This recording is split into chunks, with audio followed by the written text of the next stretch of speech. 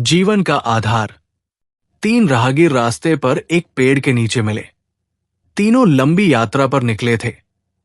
कुछ देर सुस्ताने के लिए पेड़ की घनी छाया में बैठ गए।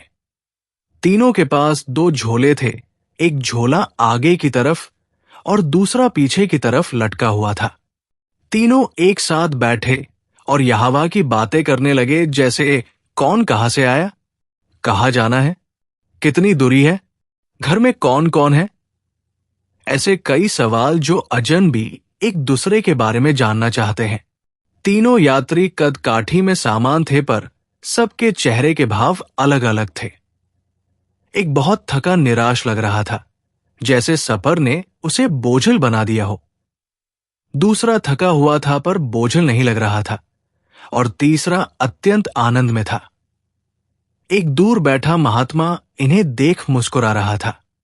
तभी तीनों की नजर महात्मा पर पड़ी और उनके पास जाकर तीनों ने सवाल किया कि वे मुस्कुरा क्यों रहे हैं। इस सवाल के जवाब में महात्मा ने तीनों से सवाल किया कि तुम्हारे पास दो दो झोले हैं, इनमें से एक में तुम्हें लोगों की अच्छाई को रखना है और एक में बुराई को, बताओ क्या करोगे।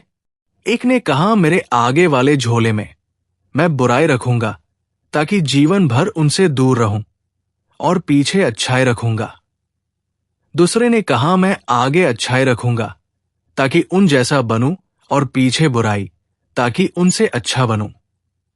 तीसरे ने कहा, मैं आगे अच्छाई रखूंगा ताकि उनके साथ संतुष्ट रहूं, और पीछे बुराई रखूंगा और पीछे के थैले में एक छेद कर दूंगा, जिससे वो बुराई का बोझ कम होता रहे हैं और अच्छाई ही मेरे साथ रहे, अर्थात वो बुराई को भूला देना चाहता था।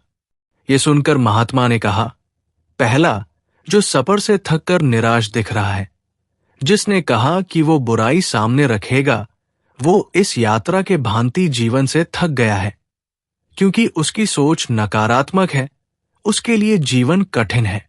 दूसरा जो थका है पर निराश नहीं, जिसने कहा अच्छाई सामने रखूंगा पर बुराई से बेहतर बनने की कोशिश में वो थक जाता है, क्योंकि वो बेवजह की होड़ में है। तीसरा जिसने कहा वो अच्छाई आगे रखता है और बुराई को पीछे रख उसे भुला देना चाहता है, वो संतुष्ट है और जीवन का आनंद ले रहा है। इसी तरह वो जीवन यात्रा में खुश है। सार, जीवन में जब तक व्यक्ति दूसरों में बुराई को ढूंढेगा, वो खुश नहीं रह सकता। जीवन भी एक यात्रा है, जिसमें सकारात्मक सोच जीवन को खुशहाल बनाती है। जीवन में क्रोध सबसे बड़ा बोझ है और क्षमा सबसे सुंदर और सरल रास्ता जो जीवन को बोझहीन बनाता है।